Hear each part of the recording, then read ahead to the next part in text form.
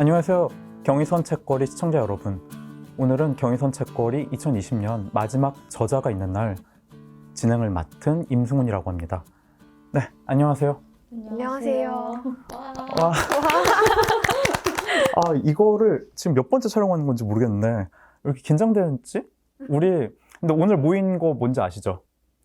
첫 책 때문에 모인 거잖아요. 예. 네. 그동안 잘 지내셨나요? 우리도 진짜 오랜만에 봐요. 잘 지내셨습니까, 김남국 소설가? 네, 저는 잘 지냈어요. 네. 어떻게 지내셨어요?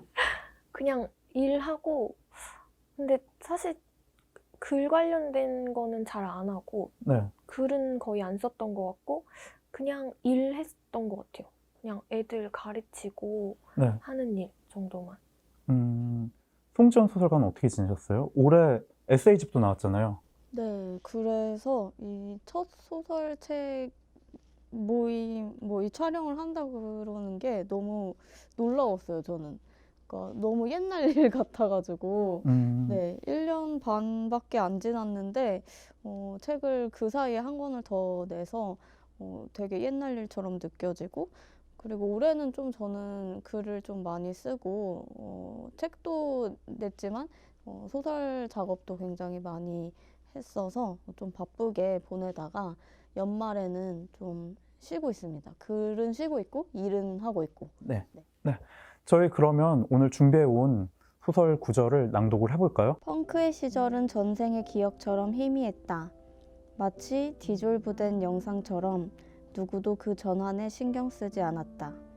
펑크 키드들은 전국 각지로 흩어졌다. 여자대학 뒤쪽 골목에 있던 펑크숍들은 사라졌다. 시드비셔스도, 빨간 체크도, 스터드 장식도. 20세기의 펑크 밴드들이 앨범을 몇 개 발표하긴 했지만 별다른 주목 없이 묻혀버렸다. 몇몇 펑크 키드들과는 연락이 닿았다. 다들 펑크와는 거리가 먼 삶을 살고 있었다. 한번 모이자 어쩌자 하더니 결국 나온 사람은 나를 포함해 셋뿐이었다. 그중 하나가 자신의 단골 술집으로 우리를 이끌었다. 펑크 키드 중 유일하게 음악을 전공한 그였다. 요즘은 뮤지컬 공연에서 반주를 맡고 있다고 했다. 그는 우리에게 최근 어떤 음악을 듣느냐고 물었다. 퇴근길이라 정장을 입고 온 다른 하나는 재즈 쪽으로 빠졌다고 했고 나는 여전히 우리가 듣던 그 노래들을 듣는다고 말했다. 그러자 음악을 전공한 펑크 키드는 3코드로만 반복되는 펑크는 이제 좀 지겹지 않아? 라며 처음 들어보는 앨범을 술집 주인에게 신청했다. 요즘 대세는 일렉트로닉이야. 고장난 수신기처럼 웅웅대는 전자음이 술집을 가득 채웠다. 재즈를 듣는다던 회사원 펑크키드가 고개를 끄덕였다. 그러고는 내 인생도 지겹다 라고 중얼거렸다. 회사원 펑크키드는 취직 준비를 1년이나 했다는 말을 하고는 맥주로 목을 축였다.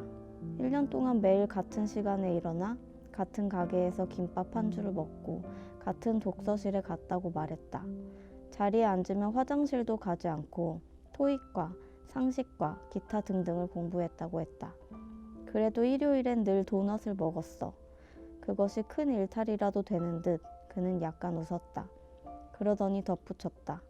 취업한 뒤로는 같은 시간에 일어나 같은 건물에 출근하고 같은 자리에 앉아 일을 한 뒤 같은 노선의 지하철을 타고 퇴근하지. 음악을 전공했고 이젠 펑크를 지겨워하는 펑크키드도 덧붙였다. 뮤지컬 반주일도 그래. 같은 시간에 막이 열리면 1분 16초 동안 오프닝 곡을 연주해.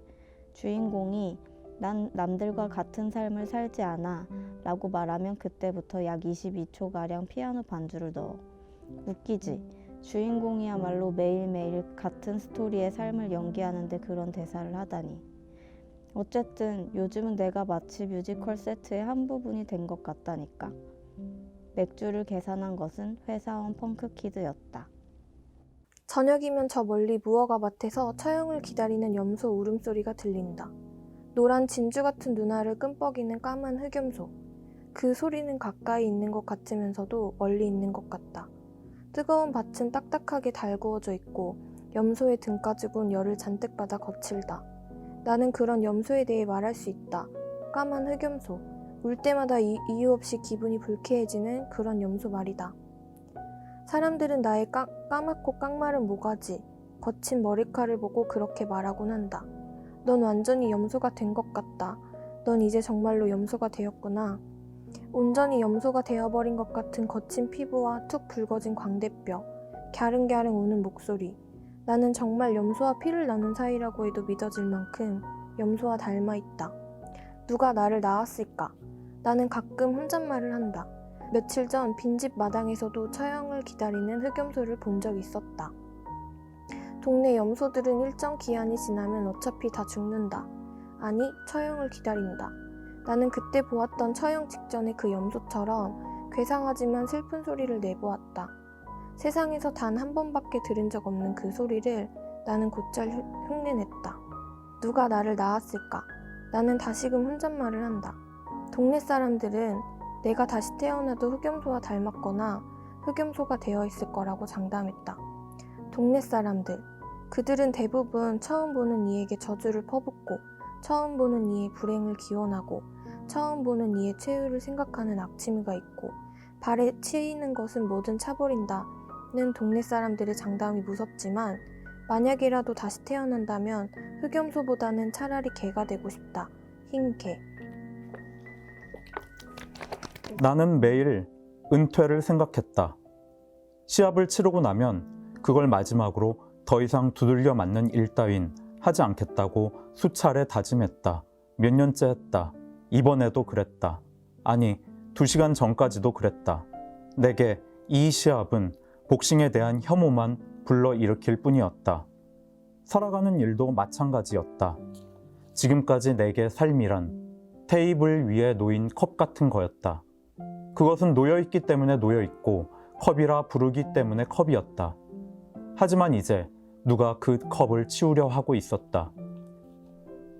13시 59분에서 14시 28분 21.05초. 그리고 나는 링 위에 올라섰다. 마우스피스를 끼고 응우옌과 글러브를 맞댔다. 이제 곧 1라운드가 시작될 것이었다. 응우옌은 호전적으로 내게 머리를 들이밀더니 글러브로 내 글러브를 꾹 눌렀다. 그러곤 검은색 마우스피스를 보이며 씩 웃었다.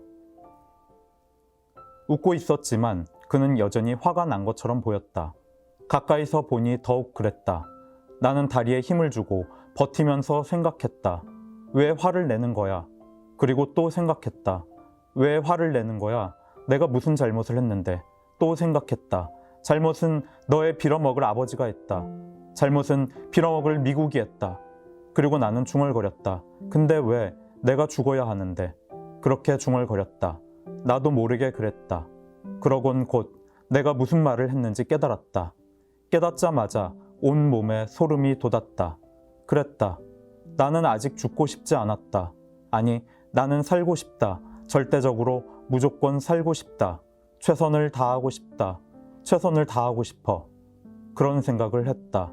몇 번이고 그런 생각을 했다. 나는 살고 싶은 거구나. 그런 생각을 했다. 그런 결론에 도달하고 보니 갑자기 온몸의 감각이 팽팽하게 부풀었다. 공이 울렸다. 나는 관중석 구석에 앉아 나를 지켜보고 있는 또 다른 나를 일별했다. 이기자. 이렇게 생각했다. 그리고 앞으로 나갔다. 내 경기는 훌륭했다. 몇 년간 최고였다. 내 위빙은 신속했고 잽은 시계처럼 정확했다. 나는 응우옌이 무엇을 생각하든 아니 생각하지 않든 그보다 빨랐다. 상대가 어떻게 공격하는지 안다면 상대 주먹에 맞아도 아프지 않다. 응우옌의 스트레이트 따위는 허리의 탄력을 이용해 가벼운 터치로 만들었다. 틈이 생기면 주저없이 글러브를 찔러 넣었다. 오늘의 나는 3cm의 틈이라도 정확하게 비집고 들어갈 수 있었다. 빠르게, 더 빠르게. 물론 내 푸더크도 주먹도 응우옌보다 훨씬 느리다. 하지만 그보다 먼저 움직이면 난 더 빠르다. 생각하자. 또 생각하자.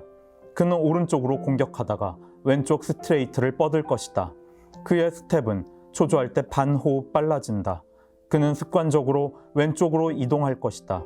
생각하자. 생각하면 빨라진다. 응우옌보다 먼저. 내 주먹은 마이크 타이슨이 아니다. 하지만 누구보다 탁하다. 이 주먹으로 난 몇 명의 턱을 박살냈다. 정 샤오유의 턱도 내가 부쉈다. 그리고 오늘 그가 사라진 링 위에서 나는 정 샤오우처럼 시합을 할 것이다. 나는 침착하게 그러나 쉬지 않고 응우엔의 오른쪽 복부에 내 주먹을 박아 넣었다. 한 방, 두 방, 세 방, 그리고 네 방. 그의 표정이 일그러질 때마다 내 마음은 평온해졌다. 4라운드에 접어들자 응우엔은 눈에 띄게 고통스러워했다. 나는 그런 그를 사정없이 몰아붙였다. 복부에 훅, 복부를 방어하느라 가드가 내려가 텅 비어버린 얼굴에 스트레이트. 왼쪽 오른쪽 왼쪽 오른쪽. 그리고 7라운드가 됐다. 그의 왼쪽 무릎이 휘청거렸다. 그 순간 나는 아주 부드럽지만 빠르게 그리고 정확하게 그의 턱에 훅을 날렸던 것이다. 이것은 말하자면 거미가 거미줄에 걸린 잠자리에 마지막 숨통을 끊는 것과 같았다. 7라운드까지는 내 거미줄, 내 함정이었다. 그것은 정교한 함정이었다. 하지만 그런 게 아니었다.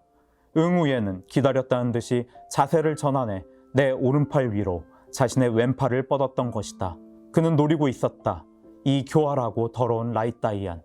나는 도리어 완벽한 함정에 빠지고 만 것이다. 함정이라니. 내 함정은 함정인 걸 알아도 빠질 수밖에 없는 함정이었다. 그것은 각본이었고 그 끝에는 외통수만 존재했다. 하지만 이제 그건 더 완벽한 각본의 복선에 불과했다. 이것은 뒤바뀐 시체, 이것은 말하자면 왕자와 거지, 이것은 슬픈 전도, 어쩌면 밀실살인. 14시 28분 21.05초.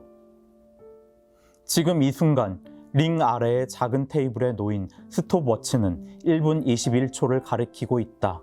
1분 22초가 됐을 때 나는 바닥에 누워 있을 것이다. 정확하게는 이렇게 될 것이다. 응우엔의 카운터 펀치는 대략 1톤의 힘을 귀 안쪽 세방고리관에 전달할 것이다. 세방고리관이 충격에 제 기능을 발휘하지 못하면서 내 몸은 일시적으로 통제할 수 없는 상황에 빠질 것이다. 그러면 대략 4.2kg에 달하는 내 머리를 받치고 있던 목의 근육은 콩나물처럼 흐물흐물해질 것이고 머리는 격렬하게 흔들릴 것이다. 하지만 두개골 속의 뇌는 내부에 침투한 1톤의 힘에 의해 더 큰 진폭으로 요동칠 것이고, 그러므로 내 뇌는 마치 케이크가 든 상자가 땅에 구르는 것처럼 두개골 내벽에 마구 부딪혀 뭉개지고 말 것이다. 그것은 0.02초 뒤에 일어날 일이며 나는 뇌가 손상됨과 동시에 정신을 잃고 쓰러질 것이다. 이제 돌이킬 수 없는 일이다. 저 멀리 관중석에 앉은 소설가 임승우는 고통스러운 표정으로 나를 지켜보고 있다. 고통스럽지 않을 리 없다. 자신의 죽음을 보는 게 괜찮을 리 없다. 하지만 죽음이 아니라면, 죽지 않는다면, 결국 운명을 이겨낸다면, 나는 응우연의 턱에 훅을 날리는 동안 이 예언을 탈출하는 꿈을 꾸기도 했다. 응우옌. 베트남 인구의 80%는 응우옌이라는 성을 쓴다고 했다. 응우옌. 희망을 꿈꾼 적이 없는 희망의 단어. 응우옌. 28년 만의 폭우보다 어린 복서. 응우옌. 나보다 젊고 나보다 빠른 사나이. 결국 과학적으로, 그러니까 논리적으로 그의 주먹은 내 관자놀이에 맞을 것이다. 하지만 지금 이 순간에도 나는 그 어느 때보다 이기고 싶다. 아니, 이 순간이기에 무엇보다 이기고 싶은 것이다. 내 관자놀이에 응우엔의 주먹이 꽂히는 순간까지 0.02초 뒤에 내가 죽음에 이를 때까지도 나는 이기고 싶은 것이다. 이게 잘못된 것인가? 물론 이제 불가능하다는 것을 안다. 응우엔의 주먹을 피할 수 없다는 것도 안다. 하지만 불가능하다 해도 원할 수 있는 것이다. 이기고 싶다. 이기고 싶다. 응우엔의 턱에 닿고 싶다. 닿고 싶다. 궁금하다. 없는 걸까? 어디에도 없는 걸까? 닿은 사람은 어디에도 없는 걸까? 끝내 응우엔의 주먹을 피하고 그의 턱에 훅을 박아 넣은 임승우는 없는 걸까? 비가 오지 않은 3월 24일은 없는 걸까? 옥상에서 뛰어내리지 않고 목을 매달지 않는 임승우는 없는 걸까? 목을 매달려다가 돌연 헛웃음을 지으며 14살짜리 노인네 고양이를 안으며 그 고양이의 목덜미에 코를 박고 다정한 냄새를 맡으며 내가 무슨 생각을 한 거지? 라고 되묻는 임승우는 없는 걸까? 이런 생각을 하는 게 잘못된 것인가? 아니다. 잘못되지 않았다. 잘못된 게 아니다.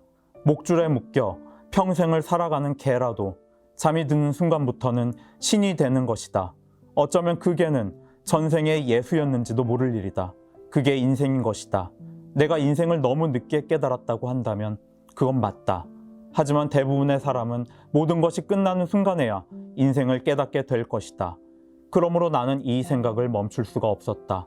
또 다른 나는 2시간 뒤면 알게 될 거라고 했다. 자신이 왜 나를 찾아왔는지 알게 될 거라고 했다. 2시간이 지났고 나는 깨달았다.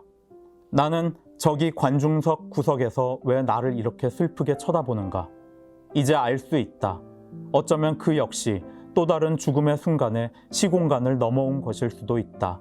어쩌면 그는 그의 정지된 세상에서 영원한 박제가 됐을 수도 있다. 그리고 어쩌면 그도 간절하게 바랐을 수도 있다. 알고 싶다. 보고 싶다. 비가 오지 않는 3월 24일을 보고 싶다. 아니, 3월 25일이 내일이 보고 싶다. 죽음은 한 번도 많지만 1000번도 부족하다. 그렇게 생각했을 수도 있다. 자, 이제 분명하다.